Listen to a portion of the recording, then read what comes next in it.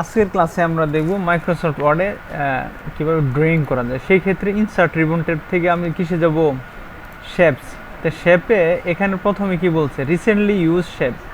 তো recently use শেপে এখানে মানে যেগুলো বেশি ব্যবহার হয় এই জিনিসগুলো কি আছে এখানে দেওয়া আছে কি, যেমন কি রিসেন্টলি ইউজ কি শেপ। আচ্ছা, তারপরে হচ্ছে কি এখানে লাইন সংক্রান্ত যদি প্রয়োজন হয় সেক্ষেত্রে কি দিতেছে, আমার লাইন সংক্রান্ত যদি আমি একটা লাইনটা নিই, তো লাইনটা সিলেক্ট করলাম, সিলেক্টের পরে মাউস পয়েন্টারটা এই ধরনের কি হয়ে গেছে, প্লাস চিহ্নের মতো হয়ে গেছে। হওয়ার পরে আমি রেখাটা টান দিলাম, টানের পরে রেখাটা কি হচ্ছে, ধরো এটা বাঁকা হয়ে যেতেছে, এটাকে সোজা করবো কিভাবে, অবশ্যই কি হচ্ছে আমার শিফট চেপে ধরে দিতে হবে, শিফট চেপে ধরে দিতে হবে। তারপরে কি করব, আগে মাউস ছাড়বো, তারপরে হচ্ছে কি শিফট ছাড়বো। আচ্ছা, এখন যদি ইনসার্ট থেকে শেপে এখানে ওভাল বা বৃত্ত যদি একটা প্রয়োজন হয়, তার মানে কি হচ্ছে কি লাইন নিলাম, এখন কি রিক্টাঙ্গেল সংক্রান্ত যদি লাগে, তো রিক্টাঙ্গেল যদি আমার প্রয়োজন হয় শেপ, সেক্ষেত্রে কি দিতেছে আমি রিক্টাঙ্গেল নিলাম। সেক্ষেত্রে সিলেক্ট করার পরে ধর আমি এতটি নিচে নেওয়ার পরে চারটা পয়েন্টে বা বিভিন্ন পয়েন্টারে কি দিতেছে, যদি শেপগুলো এরকম ছোট হয়ে যায়,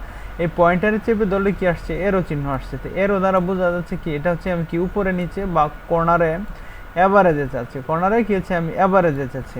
আচ্ছা, এখন যদি এখানে একটা আচ্ছা এই শেপে ক্লিক করলে ফরম্যাট নামে একটা নতুন একটা ট্যাব আসে, যেরকম আমরা টেবিলে ব্যবহার করছিলাম কি ডিজাইন এবং ওইটাছে কি লেআউট।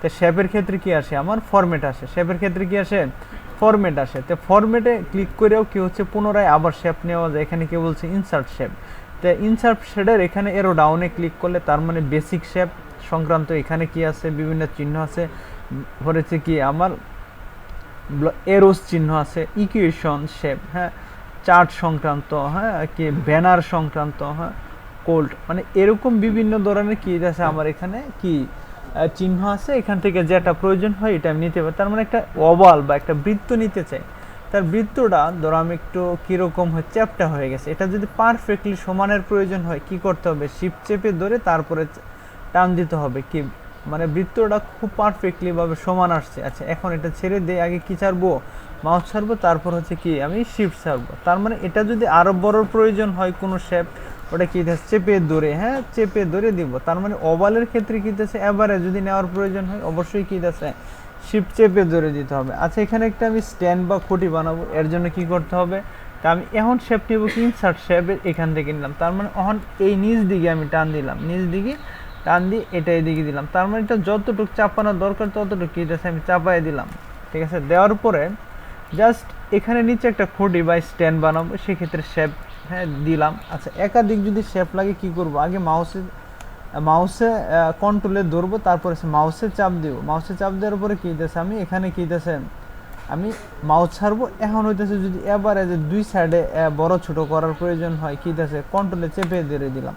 এটা যদি শেপ আবার কপির প্রয়োজন হয় কন্ট্রোলে চেপে ধরে আমি এখানে কি আরেকটা বানাইলাম, তো কন্ট্রোলে চেপে ধরে একটা কর্নারে দিলাম, তার লেফট এবং রাইট দুনোর সাইডে কি দিতেছে আমার এখানে বড় ছোট হয়ে যেতেছে। আচ্ছা, এখন এখানে আমি কালার ইনসার্ট করব, যেমন এই ওভারটা কি শেপ ফিল বলতে বোঝাইছে কি মাঝখানের যেই তার জায়গাটুকু, তার মানে শেপ ফিলে কি দেওয়া আছে লাল। তার মানে এখন যদি এটা জুম করে দেওয়া হয়, তার মানে আউট হইতেছে কি এই আউটে এই লাইনটুকু কি হচ্ছে আউটে দেখো নীল হয়ে গেছে। তার মানে এখানে যদি আমি সবুজ চিনে, তার মানে কি আউটে সবুজ হয়েছে। বা যদি আউটের এটা লাইনটুকু যদি আরো হাই উইতে মোটা দেয়, তার মানে কি তাও মোটা হচ্ছে।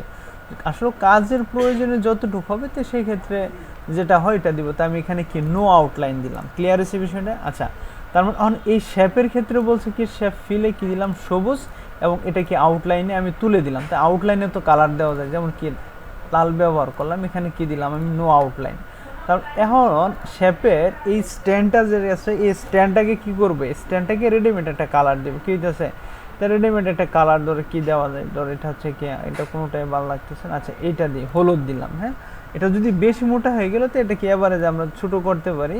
আচ্ছা, যদি এটা এরো ব্যবহার করা, লেফট এরো ব্যবহার করে লেফটে নিলাম, আপ এরো দিলে কি দিচ্ছে আপ এরো দিয়ে নিলাম, ডাউন যদি ব্যবহার করে ডাউন এরো, কি ক্লিয়ার হচ্ছে বিষয়টা। আচ্ছা, এখানে দিতেছে কি রেডিমেড কিছু কালার আছে, এখানে কি যে স্টাইলটা আমার দরকার হলো এই স্টাইলটা কি সিলেক্ট করলেই কি দিতেছে আমার ওই স্টাইলটা নিয়ে নিচ্ছে।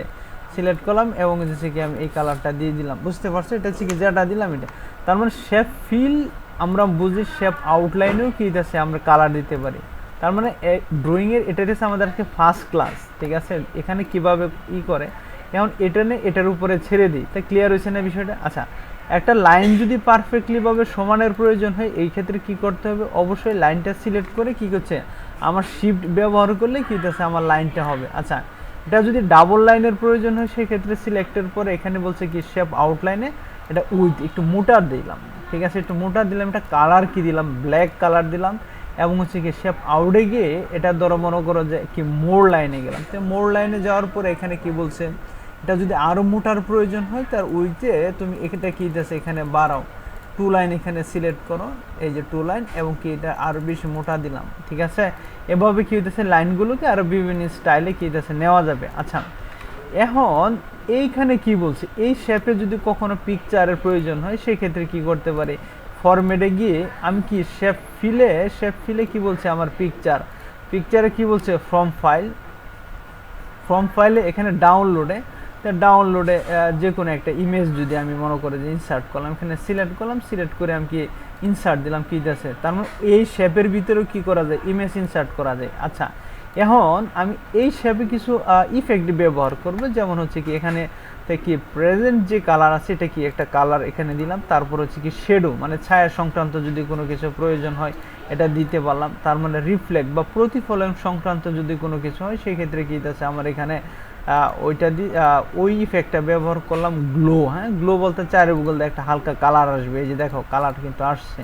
তারপরে ইফেক্টে এখানে কি সফট বেবেল যেটা আছে এটা দিলাম। আচ্ছা, তারপরে হচ্ছে কি এখানে 3D সংক্রান্ত যদি কোনো কিছু ব্যবহার করা লাগে সেই ক্ষেত্রে হচ্ছে কি আমি 3D সংক্রান্ত এখানে ব্যবহার করলাম। তার মানে আজকের ফার্স্ট যে ক্লাসটা হইতেছে সেটা হচ্ছে কি ড্রয়িংয়ে আমরা কি করলাম শেপ স্টাইল ব্যবহার করলাম, ঠিক আছে, শেপ স্টাইল বেসিকটা ব্যবহার করলাম। এটা ট্রাই করো, পরে আবার এটা পরবর্তী ক্লাস এটা ড্রয়িংয়ের সেকেন্ড পার্টে আমরা দেখাই দেবো।